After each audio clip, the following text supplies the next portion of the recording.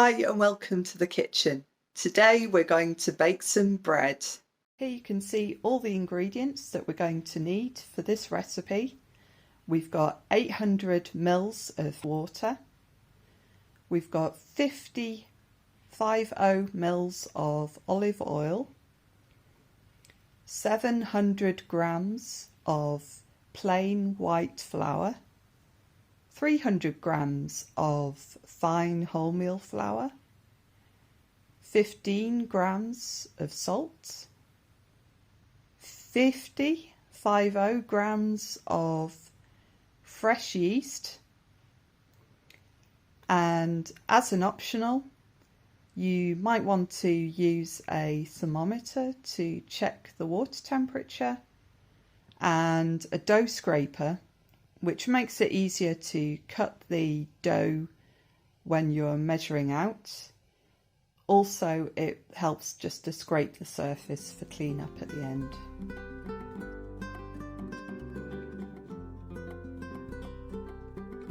Okay, so here I've got our yeast.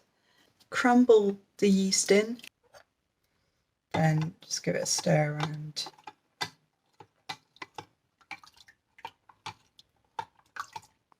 In with the white flour first.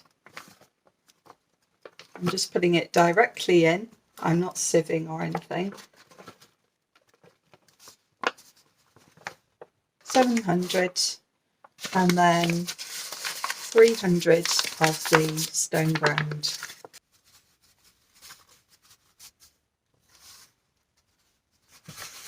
That is going to look like a lot of flour, but rest assured it will all be fine. Pour in our 600 mils of yeasty water.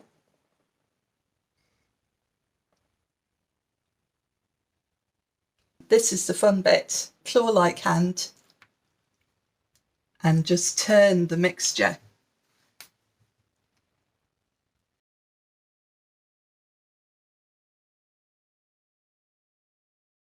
So you can see that starting to clump up there.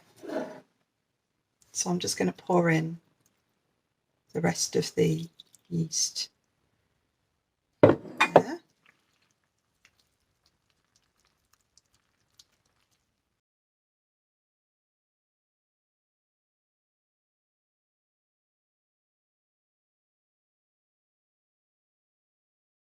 Okay, so I've been working this dough for a couple of minutes.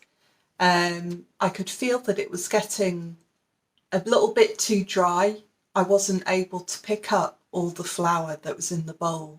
I've just put in about 30 mils extra and now it's feeling pretty good. It's not kneaded dough yet, but that's what we're going to do now. So got the flour, I put one hand underneath. This hand I used to press away, and I'm just gently pulling and punching down. Turn it, pull, press, pull, press down, and keep going like that.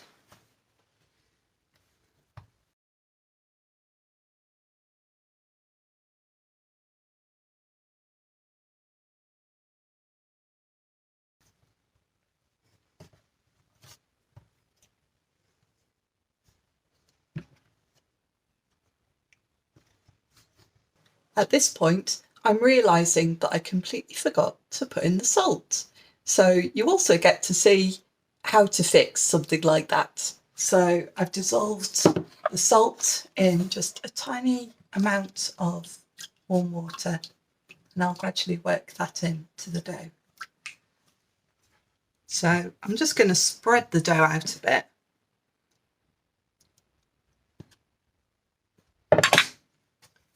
And I'll just fold and knead. The dough isn't super sticky or anything, so I feel pretty confident about putting in a tiny extra bit of water. It's always a little bit tough to knead at first because the gluten isn't developed yet. So we're just bringing the dough together.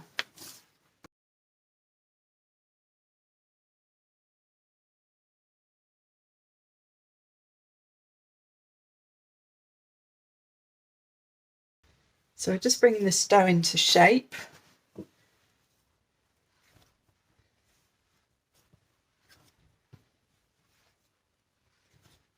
It's gradually getting a little bit more stretchy, a little bit softer feeling.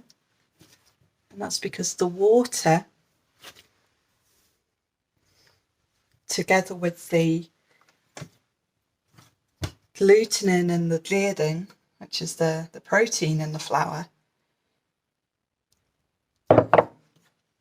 that's all coming together to make gluten, which is what gives the bread its structure.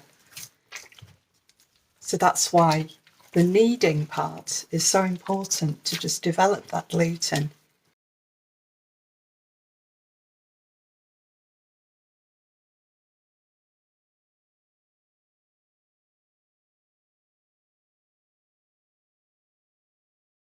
I'm usually kneading for 10 minutes. It just depends on if I need to add extra water or flour.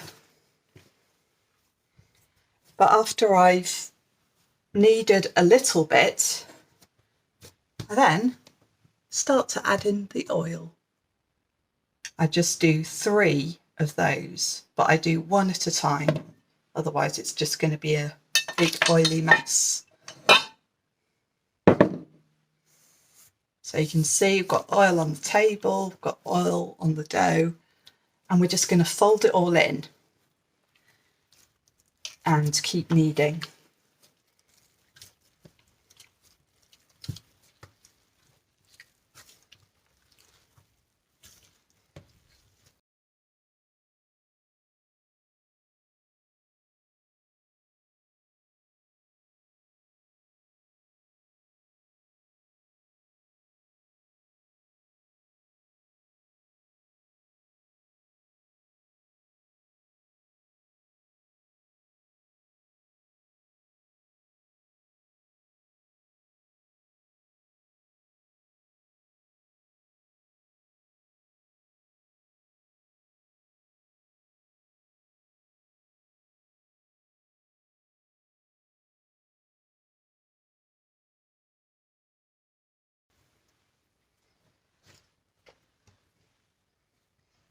You can see it's getting really nice and stretchy now.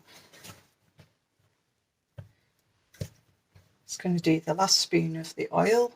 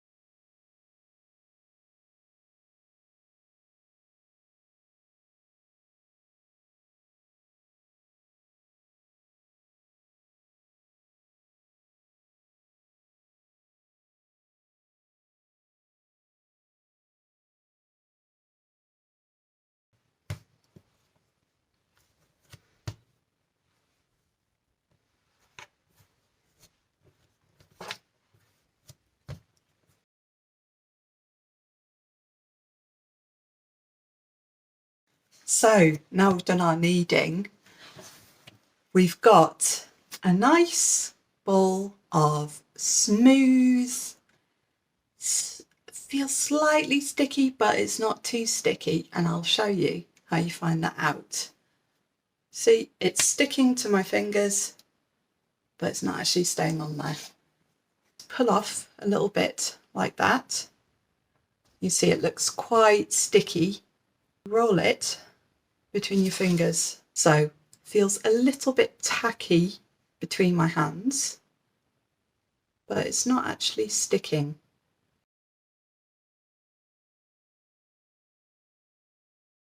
We're just going to pull the surface around, rolling the dough downwards and turning it at the same time, and just do it gently but firmly. Keep turning the bread and you'll feel that it's kind of forming into a ball.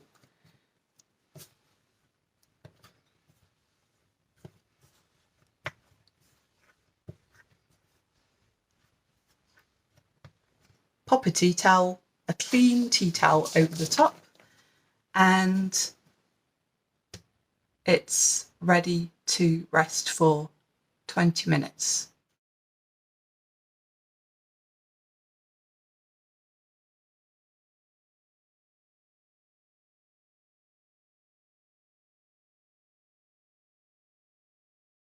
Our bread has made a load of alcohol and carbon dioxide. It's got more flavour and it's also got bigger, as you can see. Now we need to give the yeast some more oxygen. I'm going to punch it down. You just need to press gently like this, and you'll sort of hear these little puffs of air coming out.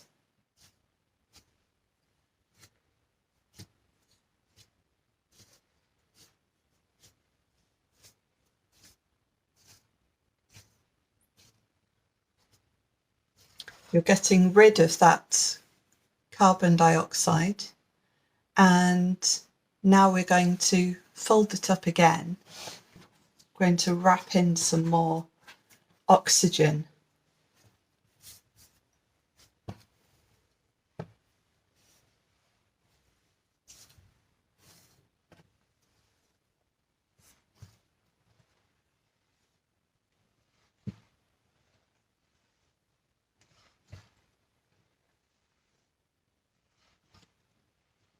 And then we'll do exactly the same as before.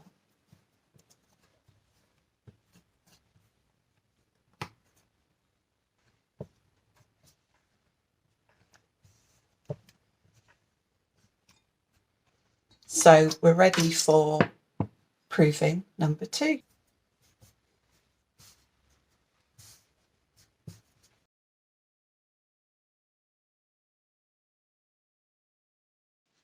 Okay, so let's see. If you happen to have a dough scraper, you can use one of these to cut the dough, or you can just pull chunks off with your hand. I'm going to portion off buns that are 70 grams. If you want your buns to be bigger, you can go for 80, 90 grams. Let's get portioning.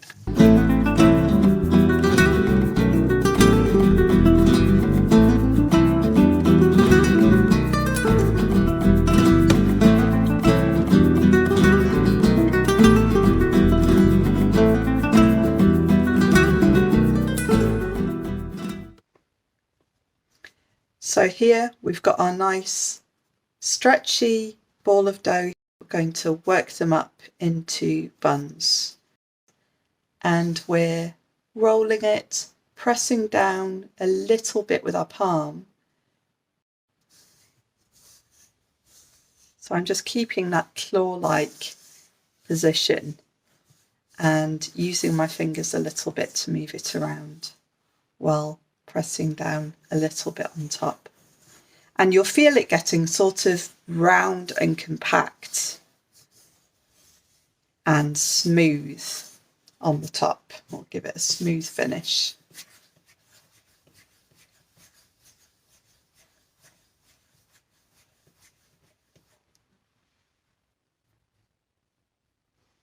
You can see here.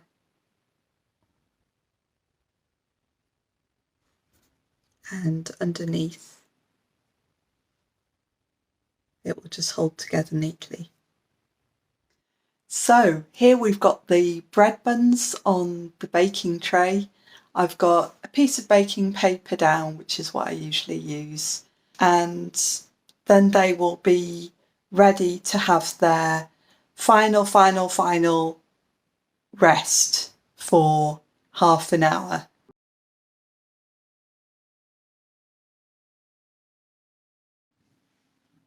So, time to paint the buns. I've got some milk here and a pastry brush. If you don't have a pastry brush, you know what? You can just, as long as you've got clean hands, you can just dip a finger in and gently, very gently paint it over the top. So here we go.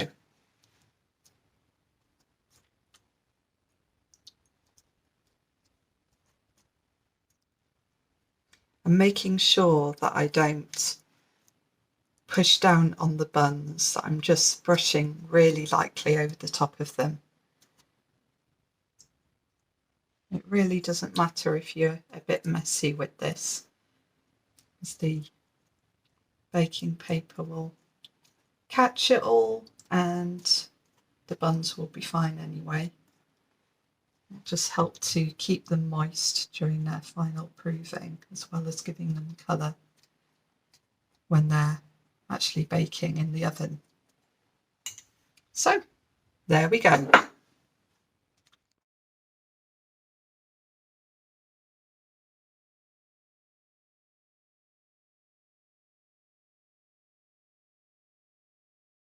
So I've set the oven here to 225 degrees Celsius. If you're using fan, just bring the temperature down as you would normally. It's ready to go in now, and it will have 20 minutes baking time.